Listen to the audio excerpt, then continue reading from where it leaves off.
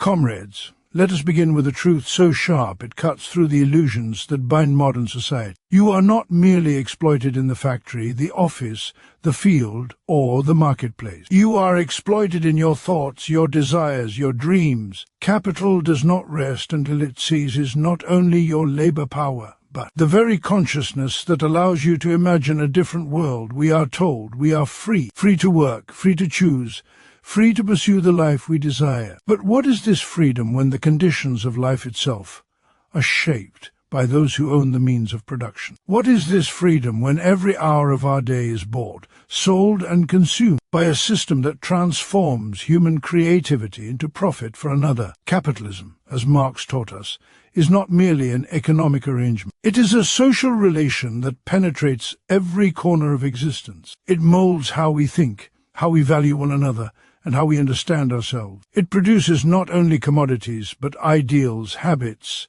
and illusions, an entire worldview that convinces the worker that exploitation is natural, that inequality is inevitable, that resistance is futile. But today, we tear away the veil. Today, we expose the machinery that hides behind the ordinary rhythms of life. For what does capital want? Not simply your time, not simply your labor power. Capital wants your mind, your submission, your resignation, your belief that nothing can change. It thrives when you are too exhausted to question it.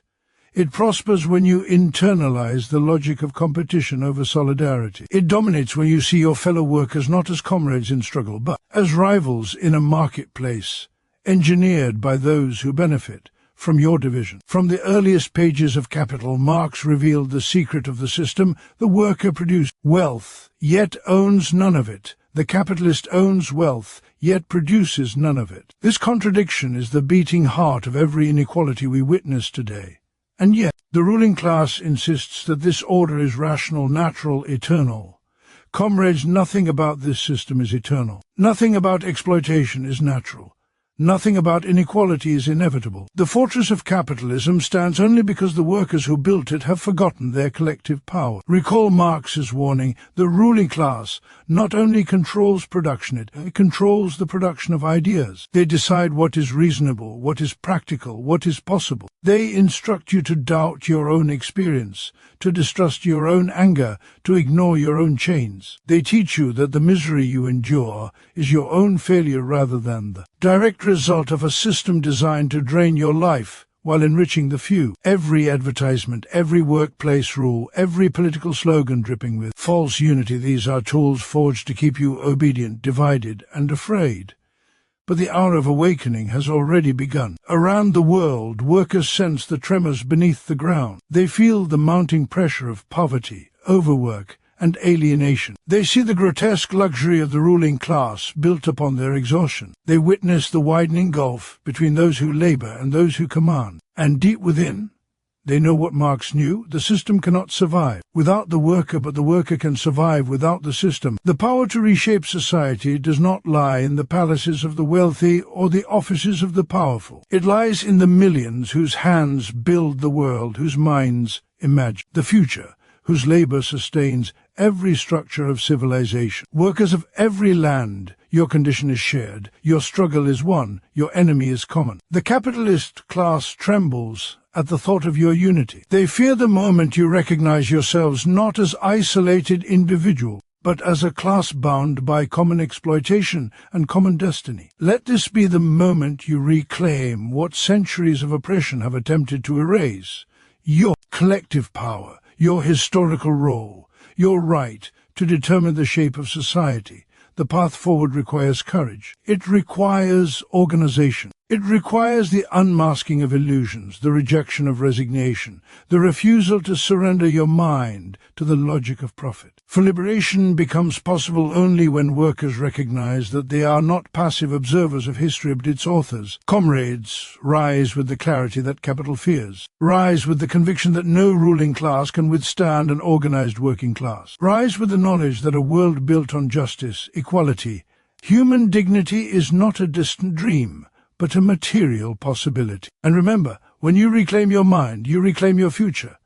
When you reclaim your unity, you reclaim your power. When you reclaim your labor, you reclaim the world. The struggle begins not with the fall of the old order, but with the awakening of those who have the strength to build a new one. Capitalism is often described in terms of material exploitation, as if the injustice of the system were confined solely to the extraction of labor and the appropriation of surplus value. Yet to reduce the machinery of domination to mere physical or economic processes is to misunderstand the profound depth of its operation. Capital does not only take the worker's hours, muscles, and skills, it penetrates far deeper into the very mind, the consciousness, the imagination of those who toil. From the moment a child learns what is expected in school, from the routine that shape daily life, to the endless barrage of messages in media and advertising, the logic of capital seeps into thought, into perception, into the assumptions we make about ourselves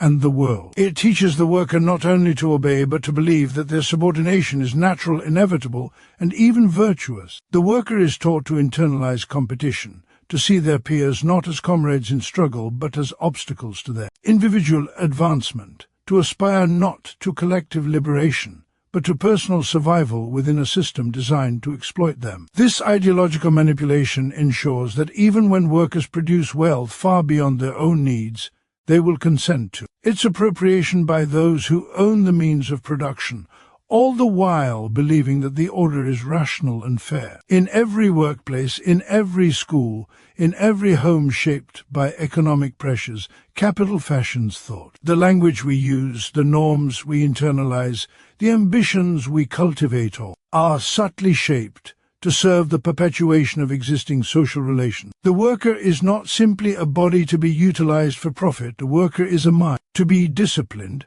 a consciousness to be aligned with the goals of accumulation. Advertising, consumer culture, educational curricula, and political rhetoric all serve to reinforce the capitalist worldview that inequality is inevitable, that success is a product of talent rather than circumstance, and that resistance is either futile or dangerous. Even moments of apparent leisure, of personal expression, are commodified and reframed in ways that reinforce submission. Music, fashion, social media, and entertainment become conduits for reproducing the logic of capital, training the mind to desire what sustains the system and discouraging thought that might challenge it. Moreover, the alienation described by Marx is not merely physical, but profoundly psychological. The worker does not only lose control over the product of their labor, they are estranged from their own creativity, their own desires, and even their own thoughts. Labor becomes a tool of domination, and the worker's mind becomes a site of discipline and control. The daily experience of work, repetitive, monotonous,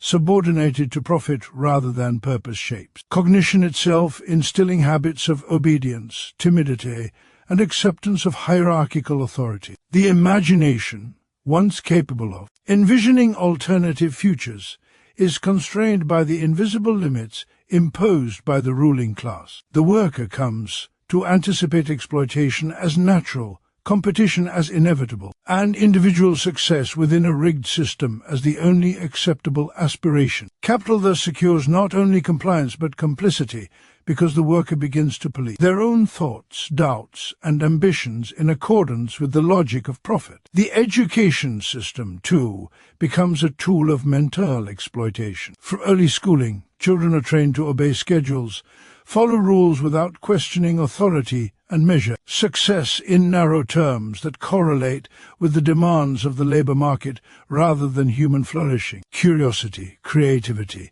and critical reflection are tolerated only insofar as they can be harnessed for productivity. By shaping cognition at its earliest stages, capital ensures the reproduction of a workforce whose minds are already aligned with its priorities before they even enter the workplace. Beyond formal education, mass media and cultural institutions constantly reinforce the ideology that validates hierarchy, competition, and consumerist identity. Individuals are taught to equate self-worth with economic value, to accept scarcity as natural, and to see collective action as risky or naive. The subtlety of this mental exploitation is what makes it so durable. Unlike overt coercion, which can provoke resistance, the shaping of consciousness is insidious precisely because it appears voluntary. The worker internalizes the logic of capital believing that they are making independent choices when in fact their preferences, beliefs, and even aspirations have been molded to maintain a system that benefits a minority. Capital thrives not only on labor extracted from bodies, but on obedience cultivated in minds. The success of exploitation depends as much on mental subjugation, on physical domination, because a conscious and awakened worker who understands the nature of their oppression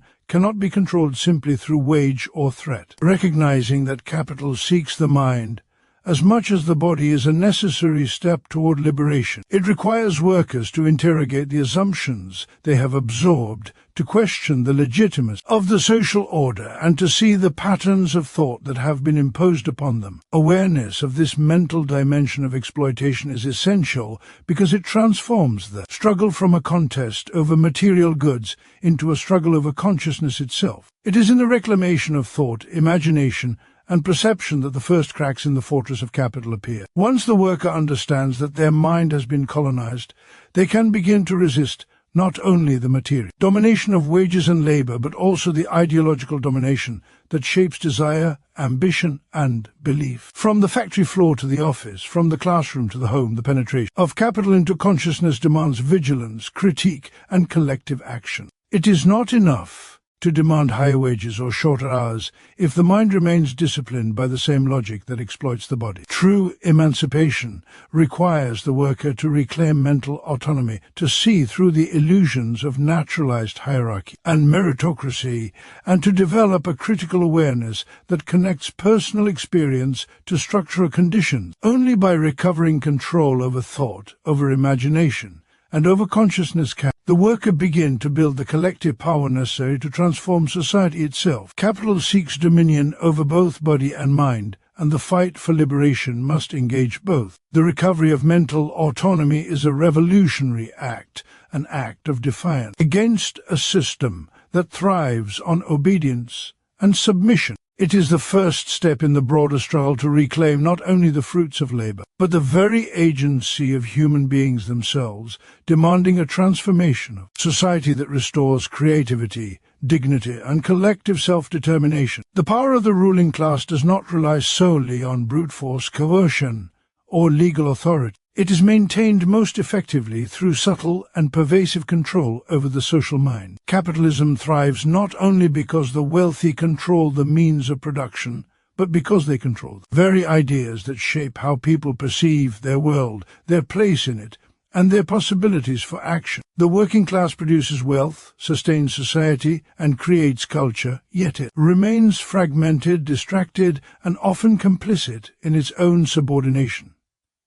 This fragmentation is not accidental. It is a deliberate and systemic mechanism through which the ruling class preserves dominance. Division among workers is manufactured in multiple ways, each designed to undermine collective awareness and prevent the formation of a unified movement capable of challenging the structures of exploitation. Economic competition is perhaps the most obvious tool of division. Workers are pitted against one another through wages, promotions, and employment insecurity, leading to a perception that personal survival depends on outperforming others rather than challenging the system itself. The scarcity imposed by capitalism is strategic, teaching individuals to see their fellow workers as rivals instead of allies, reinforcing isolation and discouraging solidarity. This division is intensified along lines of skill, profession, region, and even temporary circumstance, creating hierarchies within the working class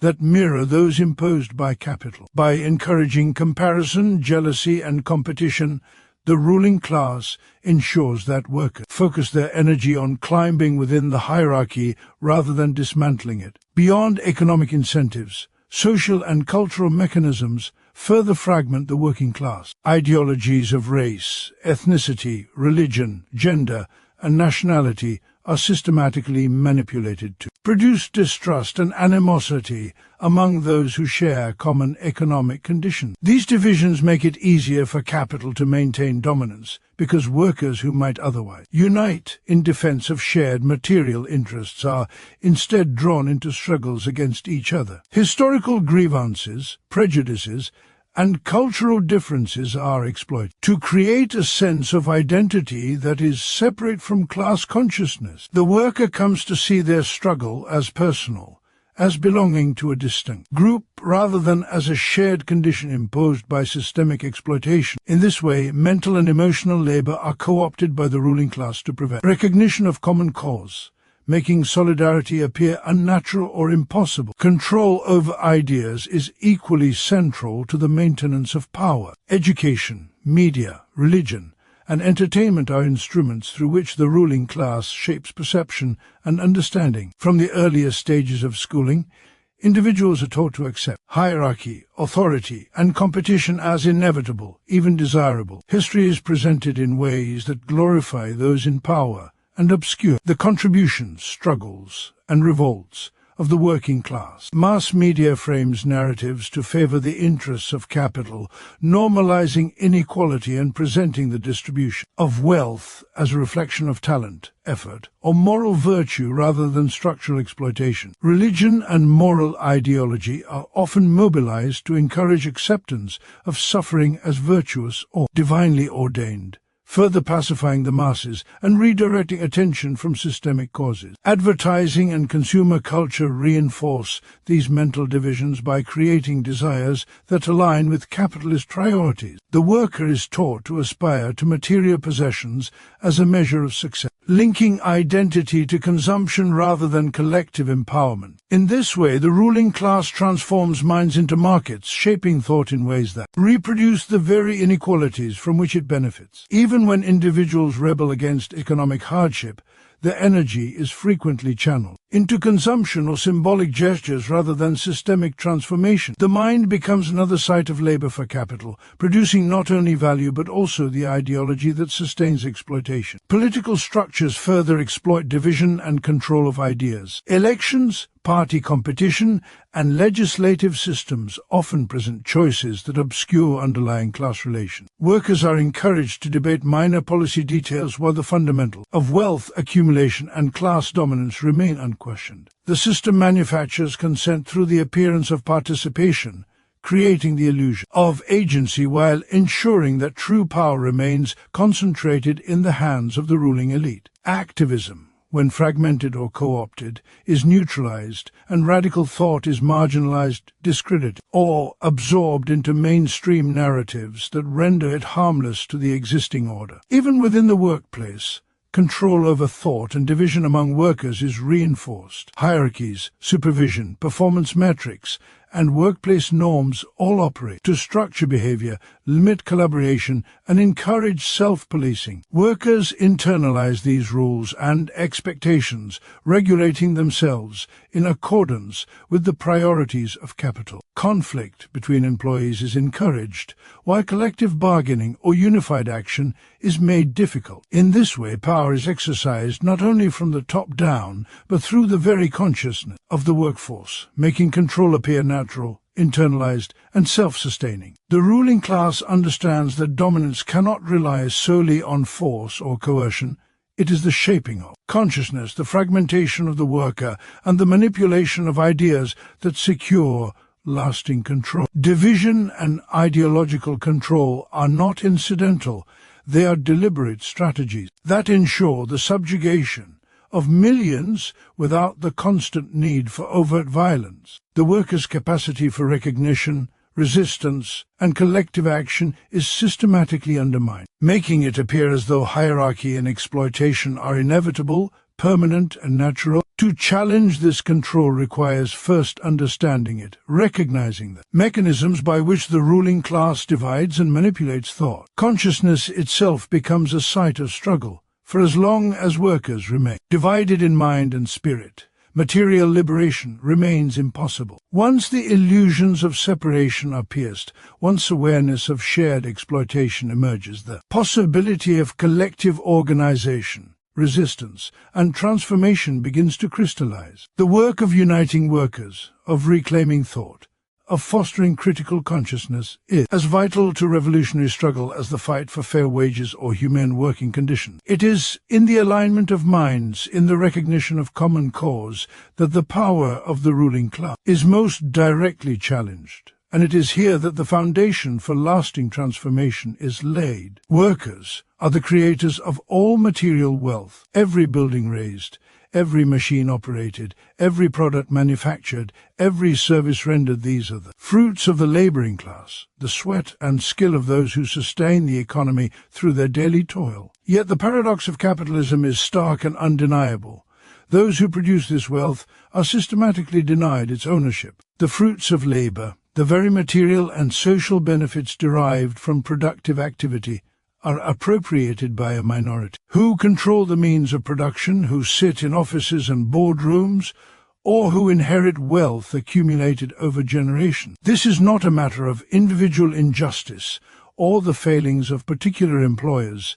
It is a systemic feature of a social order built to concentrate resources, power, and decision-making in the hands of a few while leaving the many in a state of dependency and deprivation. The process of exploitation is embedded in the structure of production itself. Workers exchange their labor power, their time, energy, and skills for wages, yet the value they create exceeds what they receive in return. Marx identified this as surplus value, the difference between what labor produces and what labor is paid, which becomes the foundation of profit. The worker, who brings life and creativity to the production process, receives only a fraction of the value generated. The remainder is appropriated by the capitalist class, transformed into profits, dividends, or reinvestment that perpetuates the system. Every transaction, every contract, every wage agreement is embedded in this structural inequality, ensuring that the accumulation of wealth by the ruling class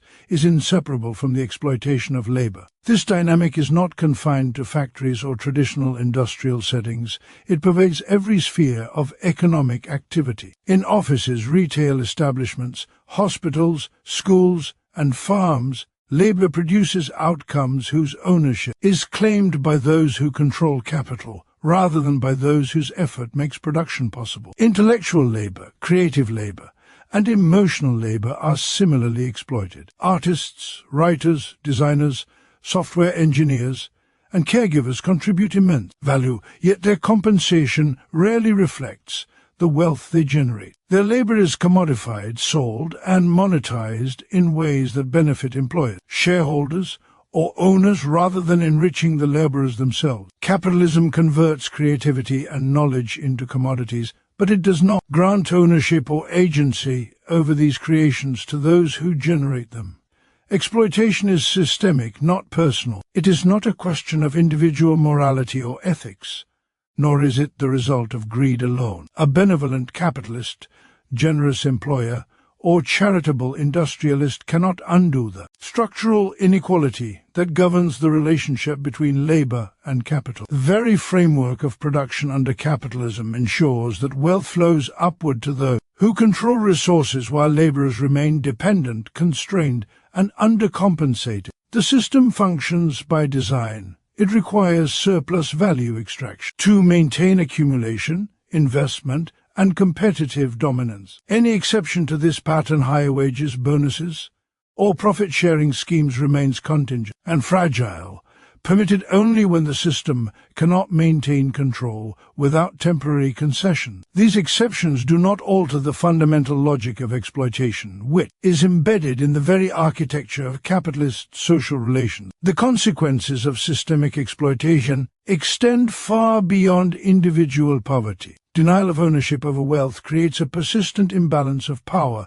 influence, and opportunity. Those who control capital dictate not only economic decisions but also social and political outcomes, determining access to education, healthcare, housing, and political representation. Workers who generate society's wealth are constrained in their ability to shape the conditions under which they live and work. Dependency on wages, vulnerability to layoffs, and the need to compete with peers for limited resources all serve to maintain compliance with the system. In this way, exploitation is woven into every aspect of social life, reproducing inequality across generations and entrenching class hierarchies. Furthermore, the alienation of workers from ownership extends to alienation from the product. of their labor from their own creative potential and from the collective fruits of society. Labor becomes a commodity, something performed for others rather than as an expression of individual and communal agency. The worker produces not to fulfill personal needs or to achieve collective well-being, but to sustain a system in which the outcome of effort is claimed by another. This alienation is both material and psychological, eroding a sense of purpose, pride, and autonomy. The denial of ownership transforms labor from a human activity capable of self-expression into an instrument of exploitation, subordinated entirely to profit rather than to human needs. Understanding the systemic nature of exploitation is critical to the struggle for liberation. It is insufficient to appeal to individual conscience, moral persuasion, or charitable impulses within the capitalist class. The mechanisms of exploitation are institutional, structural, and embedded in the very logic of capital accumulation. Liberation, therefore, requires collective recognition of shared conditions, collective organization, and structural transformation. Workers must understand that wealth is created by them, and that the denial of ownership is not an unfortunate accident, but a deliberate feature of the system that benefits a minority while subordinating the majority. In recognizing the systemic nature of exploitation, workers reclaim awareness of their own power. If wealth is generated by the many and appropriated by the few, then the balance of power resides fundamentally with those who produce it. Organization, solidarity, and collective action are the instruments through which workers can challenge the structures of capital, negotiate control over their labor, and reclaim ownership over the products, value, and outcomes they create. This insight is both revolutionary and necessary, for the denial of ownership under capitalism is not merely economic, it is social, political, and moral, shaping every aspect of human life in ways that require conscious, collective struggle to overcome. The fight against systemic exploitation is therefore inseparable from the struggle for social transformation. Workers must not only demand fair compensation or better conditions, they must recognize that true justice involves reclaiming control over production, wealth, and society itself, dismantling the structures that perpetuate inequality and building a system in which the labor of the many benefits the many rather than enriching the few. Collective awareness and unity form the indispensable foundation for any genuine social transformation. The oppressed, dispersed, and isolated are weak individually only in recognizing the shared conditions of their existence. In understanding the systemic forces that bind them, can the working class discover the capacity to act with purpose, coordination, and strength. Capitalism thrives not only on the exploitation of labor and appropriation of wealth, but on the fragmentation of consciousness, the division of workers, and the cultivation of illusions that mask common interests. It is by keeping the many divided, distracted, and unsure of their collective power that the ruling class maintains dominance. Therefore, the first step toward liberation is the awakening of consciousness, a recognition that one's struggles are not singular or personal misfortunes, but symptoms of a broader, structural system of oppression that affects millions. Collective awareness begins with the comprehension that the social, economic, and political inequalities that shape daily life are not natural or inevitable. They are the result of a deliberate order designed to benefit a few while subordinating the majority. As consciousness grows, individuals begin to see themselves not as isolated actors but as members of a shared class, bound by common conditions and collective interests. Awareness alone, however, is insufficient. It must be coupled with unity. Fragmented knowledge produces only partial insight and limited resistance. It is the coordination of thought, the alignment of purpose, and the harmonization of struggle that transforms awareness into transformative power. In unity, workers find the strength to confront structures that would otherwise seem insurmountable. One person may struggle against exploitation, oppression, and be ignored, intimidated, or defeated. A collective, aware of its own numbers, shared goals, and inherent power, cannot be so easily dismissed. Solidarity amplifies voice, multiplies action, and transforms scattered grievances into a coherent and strategic movement capable of challenging entrenched hierarchies. Historical evidence demonstrates that social transformation is rarely the result of isolated acts. It emerges from organized, collective movements that draw strength from shared understanding. Revolutions, mass strikes, and social movements have succeeded when the oppressed recognize not only their shared grievances, but also the systemic roots of those grievances. Through dialogue, education, and communal struggle, isolated experiences of suffering and injustice are connected to broader social realities, revealing patterns of exploitation and oppression that are invisible to those acting alone. Such connections generate a sense of moral and political clarity, empowering individuals to see themselves as participants in a larger struggle rather than passive victims of circumstance. Collective awareness transforms despair into strategy, anger into direction, and frustration into purposeful engagement. Unity, when grounded in consciousness, enables the creation of structure, institutions, and networks that sustain long-term struggle. Workers who recognize the interconnectedness of their lives are able to coordinate strikes, organize labor unions, form councils, and engage in political action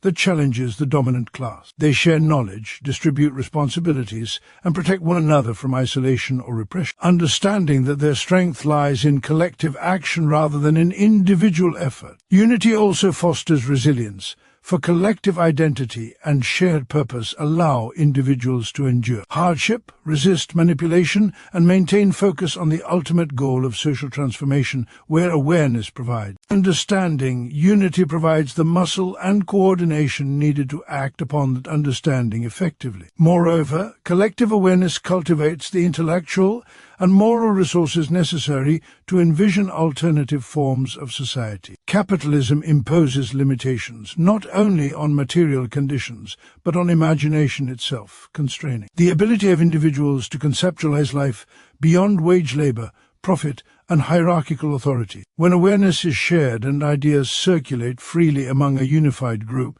it becomes possible to articulate visions of society that prioritize justice, equality, and human flourishing. Collaboration encourages debate, reflection, and synthesis of diverse perspectives, leading to a richer understanding of systemic dynamics and a more robust strategy for transformation. Without unity, such vision remains fragmented, easily suppressed, and incapable of guiding coordinated action. With unity, imagination becomes a tool of liberation. The ruling class recognizes the threat posed by collective awareness, unity, and therefore it invests considerable effort in preventing it. Ideologies of competition, individualism, and distrust are promoted to divide workers along lines of race, gender, religion, skill, and nationality. Misinformation, propaganda, and cultural distractions serve to obscure shared interests and maintain the illusion that oppression is personal or inevitable. Fragmented labor, isolated experience,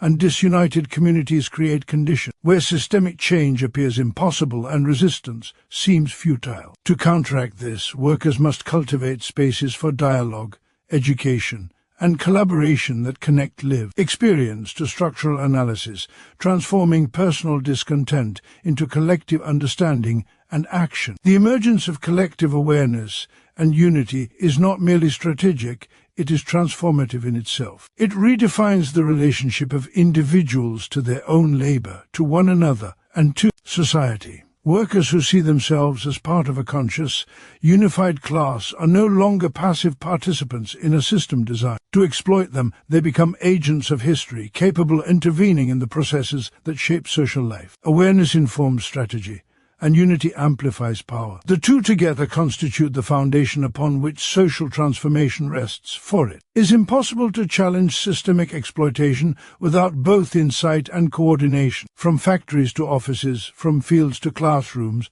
the creation of shared understanding and the forging of solidarity are the preconditions for revolutionary change. Awareness illuminates the mechanisms of domination, while unity transforms knowledge into action. The path to a just society begins not in isolated resistance but in collective recognition, in shared struggle, and in coordinated effort that channel the energy of millions toward dismantling systems of oppression and building structures rooted in equality, justice, and human dignity. True liberation is not a simple matter of improving wages, gaining temporary concession, or achieving formal political rights within the structures of the existing system. These reforms, while often necessary, leave intact the deeper mechanisms of domination that govern society. True emancipation requires a radical reclamation of three intertwined domains: the mind, labor, and the power to shape the collective social order. The liberation of the mind is central, for the ruling class maintains control not only through ownership of material resources, but through the control of consciousness,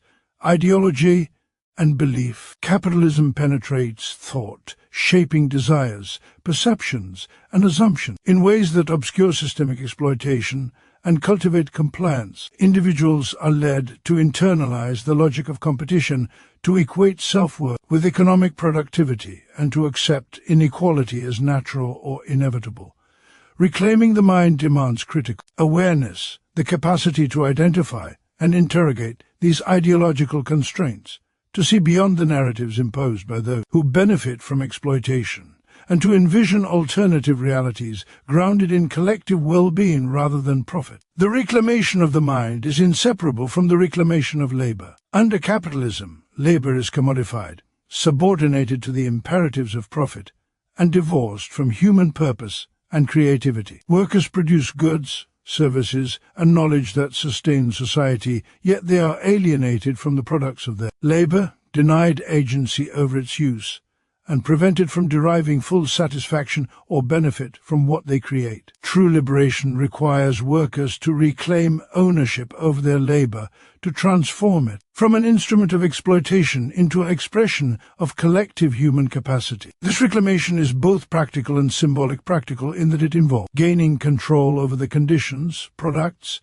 and fruits of labor. Symbolic in that it asserts the dignity, autonomy, and creativity of the working class against a system that reduces human activity to a commodity. Labor must once again become a site of self-expression, collaboration, and empowerment, reflecting the interests and aspirations of those who perform it rather than the dictates of those who profit from it. The third and equally essential dimension of liberation is the reclamation of the power to reshape society itself. True freedom cannot be achieved within the constraints of structures designed to preserve inequality, hierarchy, and the concentration of wealth. Liberation demands the capacity to intervene in the political, economic, and social arrangements that determine the conditions of life. It is the assertion of collective agency whereby the working class and oppressed majorities exercise the ability to define the terms of production, distribution, governance, and social priorities. This power is not granted voluntarily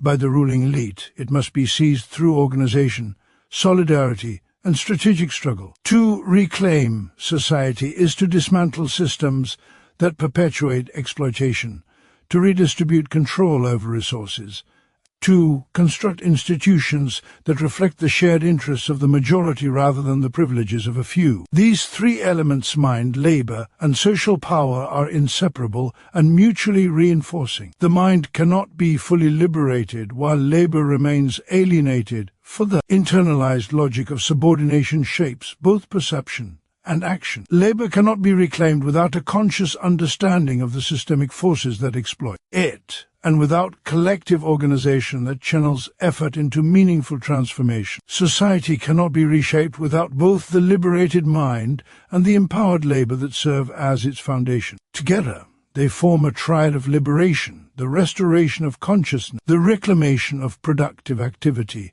and the construction of a society in which human needs, creativity, and cooperation replace profit, hierarchy, and competition as organizing principles. Historical struggles demonstrate that these forms of reclamation are possible but require courage, coordination, and persistence. Workers who recognize their shared conditions, organize collectively, and assert control over production and social institutions have historically challenged entrenched systems of power. Revolutions, labor movements, and community-led initiatives reveal that emancipation is not abstract or utopian. It is grounded in the material and intellectual agency of those who create society itself. The struggle for liberation is simultaneously personal, as individuals reclaim their consciousness, dignity, and collective as communities unite to assert control over the structures that shape life. Reclaiming the mind involves education, critical reflection,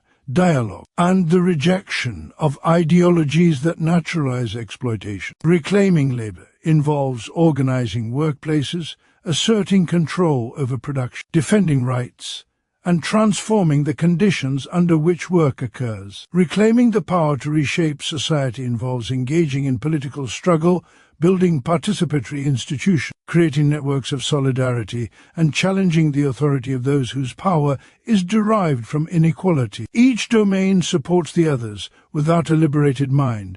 Collective action lacks direction and awareness without reclaimed labor. The material basis of freedom is absent. Without the power to shape society, liberation remains contingent and incomplete. True liberation is not granted, it is taken, created, and continuously defended. It requires a deep understanding of systemic exploitation, the courage to resist alienation, and the commitment to reconstruct social life in accordance with justice, equality, and human dignity. Liberation is the reclaiming of agency, both individually and collectively, over thought, action, and social structures, asserting that human beings are capable of determining the conditions of their own existence rather than submitting to domination imposed by the few.